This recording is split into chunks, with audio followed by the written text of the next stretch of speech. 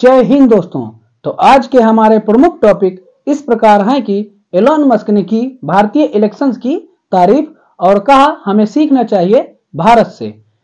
ISKCON monk चिन्मय कृष्णा दास को बांग्लादेश में किया गया गिरफ्तार।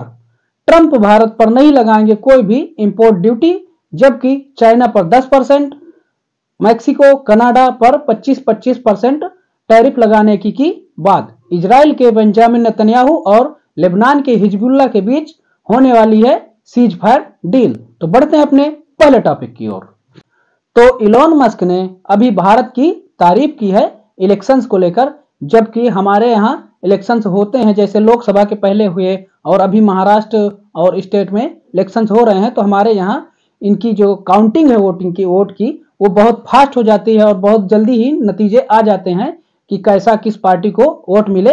और इसमें लीक होने मतलब कोई चीटिंग होने, ईवीएम हैक होने का ऐसा कोई सिस्टम नहीं है, जबकि यूएस की ईवीएम दूसरे टाइप की है जो कि इंटरनेट के द्वारा कनेक्ट होती है, जबकि इंडियन जो ईवीएम मशीन है वो किसी भी प्रकार की डिवाइस से कनेक्ट नहीं हो सकती और एकदम सरल सिंपल है और ज़्यादा डिफिकल्ट नहीं बनाया गया है इंडियन ईवीएम को। जबकि वही यूएस की ईवीएम है, उसको एलन मस्क ने अभी कुछ दिन पहले बोला था कि ये हैक की जा सकती है, इलेक्ट्रॉनिक डिवाइस है क्योंकि, और बाहरी इंटरनेट से कनेक्ट होती है। वहीं अब बात की है कि इंडिया के जो इलेक्शन है वो बहुत जल्दी फ्री और जल्दी होते हैं, जो कि उनको मतलब जल्दी ही उनकी वोटिंग की गिनती और फाइनल रिजल्ट आ जाते हैं। वहीं यूएस में कैलिफोर्निया, जो कि उनकी बहुत ही सिलिकॉन वैली नाम से जानी जाती है और वहाँ 4 करोड़ के लगभग मतलब आबादी है और बहुत ही अमीर, मतलब उसकी इतनी इकोनॉमी है, समझ लीजिए कि 3 ट्रिलियन 4 ट्रिलियन की अकेले उस यूएस के स्टेट की इकोनॉमी है, जो कि अकेले ही भारत के इकोनॉमी के बराबर है, मतलब इक्वली है। तो उस स्टेट में अभी क्या हुआ है कि अभी वोटिंग की गिनती मतलब पूरी नहीं हुई और अभी गिनती होते जा रही है। तो ऐसा हुआ है क्योंकि वहाँ के जो लोग हैं वो ईमेल द्वारा ऐसे मतलब और चिट्ठी द्वारा ऐसे मतलब वोट देते हैं, तो अभी वहाँ पर पूरी गिनती नहीं हो पाई। जबकि अदर स्टेट में हो चुकी है कि वहाँ पर सीधे डोनाल्ड ट्रंप जो है बहुत ही मेजोरिटी से जीते हैं और अगर कैलिफोर्निया में नहीं जीते तो मतलब उसको ऐसा नहीं होगा कि कमला हैरिस जीत जाएंगे और डोनाल्ड ट्रंप हार जाएंगे, मतलब वहाँ से भी ये जीत ही जाएंगे। और वहाँ पर अभी वोटिंग की काउंटिंग हो रही है, उसको लेकर एलोन मस्क ने भारत की तारीफ की है। और आपने कुछ दिन पहले मतलब सुना होगा कि एलोन मस्क ने एक डोजे नाम से डिपार्टमेंट बनाया है, तो उसमें विवेक रामास्वामी और एलोन मस्क हैं। तो वो जो सरकारी ऑफिसर्स काम करते हैं तो वो अब वर्क फ्रॉम होम पहले करते थे, जो रिमोट वर्क था मतलब घर से करते थे, अब उसको खत्म करके ऑफिस बुलाना चालू कर दिया है कि आप ऑफिस आइए और यहीं से अपना काम कीजिए और यहाँ पर बताइए कि आपका मतलब क्या काम है, आपकी ज़रूरत है या नहीं, जिससे कि सरकारी का ये जो लेट होने की प्रोसेस है कि सरकारी काम बहुत लेट होता रहता है, तो इसे खत्म किया जा सके। अगर आपकी जरूरत नहीं है तो आपको जॉब से भी निकाला जा सके। तो ये अभी वहाँ पर चल रहा है, जिससे कि सरकारी वर्कर्स जो हैं वहाँ के काफ़ी नाराज नजर आ रहे हैं। तो इससे रिलेटेड और कोई डेवलपमेंट आती है तो हम आपको आगे वीडियो में बताते रहेंगे। तो बढ़ते हैं अपने दूसरे टॉपिक की ओर।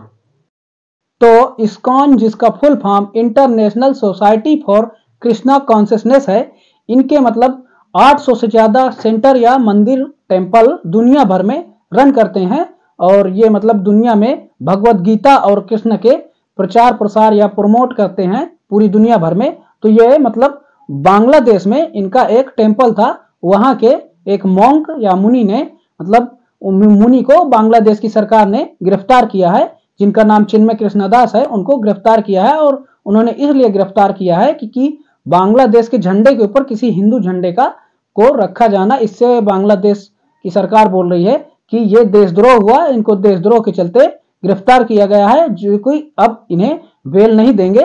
तो इससे मतलब इंडिया ने भी इस बार कड़े शब्दों मतलब स्टेटमेंट दिया है कि इस बार मतलब नहीं, पहले नहीं दे रहे थे, पहले मतलब कितने भी हिंदुओं पर अत्याचार हुए बांग्लादेश पर इंडिया की प्रतिक्रिया नहीं आई, मगर इस बार बहुत ही कड़े और तीखे शब्दों में इंडिया ने भी अपना स्टेटमेंट दिया। वहीं डोनाल्ड ट्रंप जब इलेक्शन की कैंपेनिंग कर रहे थे तो उन्होंने भी कहा था कि बांग्लादेश जो है मतलब हिंदुओं पर बहुत ज्यादा अत्याचार कर रहा है, जो कि इस पर दुनिया को ध्यान देना चाहिए और वहीं अभी इंडिया के जो कुछ स्पिरिचुअल गुरु हैं उन्होंने भी कहा है कि बांग्लादेश अब पिछड़ता जा रहा है और आगे मतलब बढ़ने की प्रक्रिया नहीं है। वहां पर जो अभी मतलब तख्ता पलट हुआ है और वहां की मतलब शेख हसीना भारत में अभी भी हैं, वहां मतलब नॉन इलेक्टेड गवर्नमेंट अभी रन कर रही है, तो उसको लेकर मतलब इन्होंने भी स्पिरिचुअल गुरु ने भी ऐसी बात बोली है। जबकि बांग्लादेश में बहुत समय कुछ समय पहले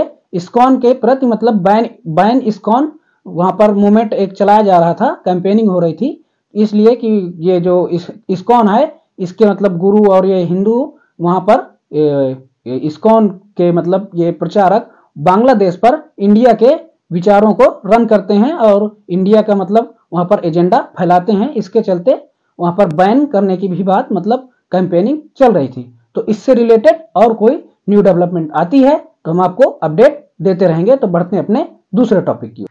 तो अभी ट्रंप ने मैक्सिको कनाडा पर 25% टैरिफ और जबकि चाइना पर 10% जो अभी लगा है टैरिफ, उसके बाद भी 10% टैरिफ इंक्रीज करने की बात की है।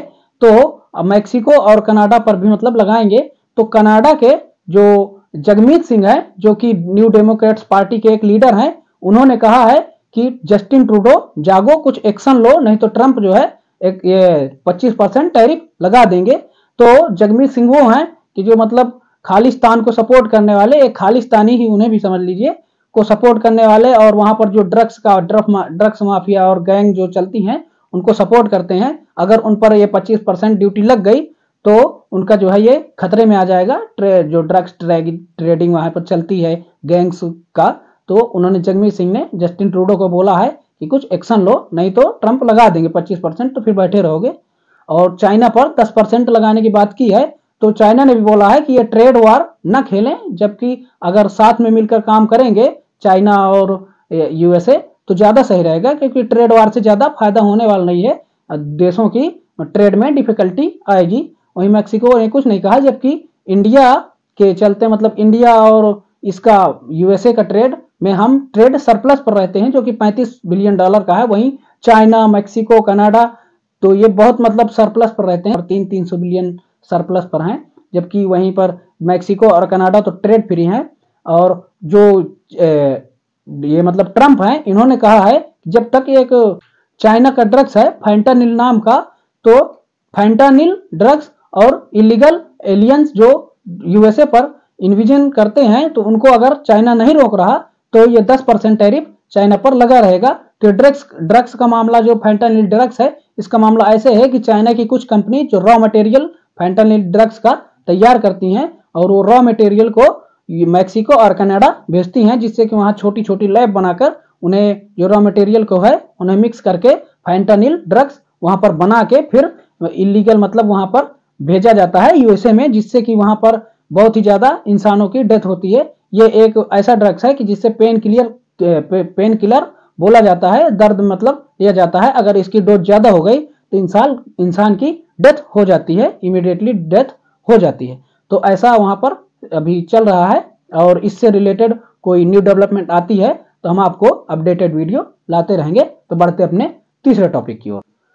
इजराइल के बेंजामिन नेतन्याहू और लेबनान के हिजबुल्लाह के बीच सीज फायर डील होने वाली है, जो कि यूएस करा रहा है। यूएस की तरफ से जो उनके पर्सनल्स हैं ओमोस होक्सटाइन, वो इस हिजबुल्लाह मतलब लेबनान के पीएम नजीम मिकाती और इजराइल के एम्बेसडर से बात किए हैं और इसको मतलब सीज फायर डील पर शामिल मतलब खत्म करवाने जा रहे हैं। इनका जो कॉन्फ्लिक्ट है इजराइल और हिजबुल्लाह का, इसको ऑलमोस्ट मतलब खत्म करवाने जा रहे हैं।